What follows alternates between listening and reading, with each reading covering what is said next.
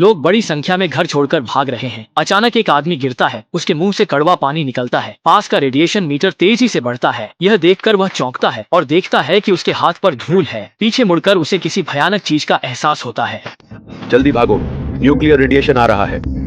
ये सुनते ही भीड़ घबराकर आगे भागने लगती है। उन्हें डर था कि वे न्यूक्लियर रेडिएशन की चपेट में न आ जाएं। शहर में अफरा तफरी मची थी। लोग सामान लेकर शहर छोड़ना चाहते थे। यहाँ तक कि डॉक्टर भी अपनी जान बचाने के लिए भाग रहे थे। उसी समय खबरों में न्यूक्लियर रेडिएशन के रिसाव के बारे में बताया जा रहा था। सिर्फ एक नर्स संक्रमित मरीजों की देखभाल कर रही थी। सड़कों पर जाम लगने से ट्रैफिक ठप पड़ गया था।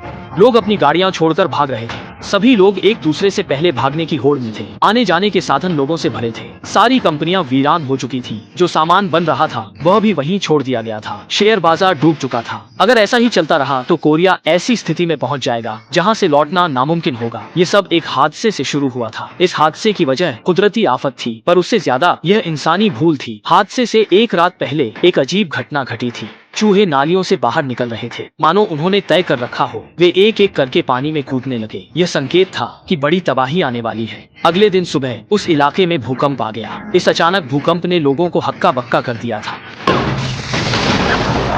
काम कर रहे कर्मचारी भी छिपने लगे। घर लौट रहे बूढ़े प्याओ ने दूर से देखा, जैसे उन्हें चिंता हो। जब बूढ़े प्याओ न्यूक्लियर पावर प्लांट पहुंचे तो वही हुआ जिसका डर था। न्यूक्लियर रिएक्टर के कूलिंग सिस्टम का वाल्व टूट गया था, जिससे कूलिंग वाटर लीक हो रहा था। इस लीकेज को रोका जा सकता था। बूढ़े प्याओ ने कई बार मरम्मत के लिए कागजात दिए थे, पर सदस्य का मानना था कि अर्थव्यवस्था आगे बढ़ाना जरूरी है। इतनी छोटी बात के लिए बखेड़ा खड़ा करने की जरूरत नहीं। उसने कागज पर हुक्म देकर बूढ़े प्याओ को नौकरी से निकाल दिया और एक नौसिखिए को स्टेशन चीफ बना दिया। इस भूकंप ने ऊंचे पदों पर बैठे लोगों की असलियत सामने ला दी थी। टीम लीडर ने बूढ़े प्याओ को ज्यादा दखलंदाजी न करने की सलाह दी। तुम अब स्टेशन चीफ नहीं हो। इन्हीं लोगों के लापरवाह रवैये की वजह से एक और बड़ी तबाही हुई। कुछ मजदूर दरार को वेल्डिंग करके ठीक करने लगे। जल्दी से वहां से निकलने और इन्फेक्शन से बचने के लिए मजदूरों ने आदेश नहीं माना। गलत अंदाजे की वजह से पाइपलाइन का प्रेशर बढ़ गया। इस समय ऊपर की पाइपलाइन में हलचल होने लगी। इंचार्ज ने बस हैरानी से ऊपर देखा। नतीजा,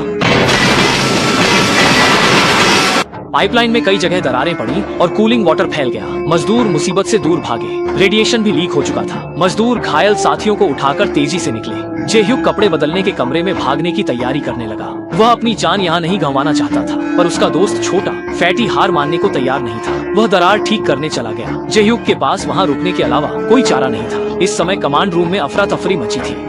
पाइपलाइन में दरार की वजह से फ्यूल रॉड्स हवा के संपर्क में आ गईं, जिससे बड़ी मात्रा में हाइड्रोजन गैस पैदा हुई और रिएक्टर के अंदर का प्रेशर बढ़ गया। ऊपर बैठे लोगों ने प्रेशर कम करने के लिए गैस छोड़ने का फैसला किया। बात बाहर न फैले, इसके लिए उन्होंने फायर ड्रिल के नाम पर लोगों को वहां से निकालने का फैसला किया। ये खबर सुनकर मजदूरों में भी भगदड़ मच गई। वे सभी उस जगह से भाग जाना चाहते थे। अपनी जान बचाना ज्यादा जरूरी था, लेकिन दरवाजा बंद था। ये खबर सुनकर सुपरवाइजर भी घबरा गया। सुपरवाइजर ने मजदूरों को डांटना शुरू किया। ट्रैफिक जाम के कारण लोगों को निकालने में और वक्त लग सकता था। न्यूक्लियर पावर प्लांट की हालत भी ठीक नहीं थी। इस समय प्रेशर खतरनाक स्तर पर था। ऊपर से कोई जवाब नहीं आया। इस मुश्किल घड़ी में बूढ़े प्याओ ने गैस छोड़ने का फैसला किया। स्विच दबाने पर पता चला कि वह काम नहीं कर रहा। तभी एक टेक्नीशियन ने बताया कि गैस हाथ से भी छोड़ी जा सकती है। बूढ़े प्याओ ने नक्शा निकालकर सही जगह ढूंढ ली।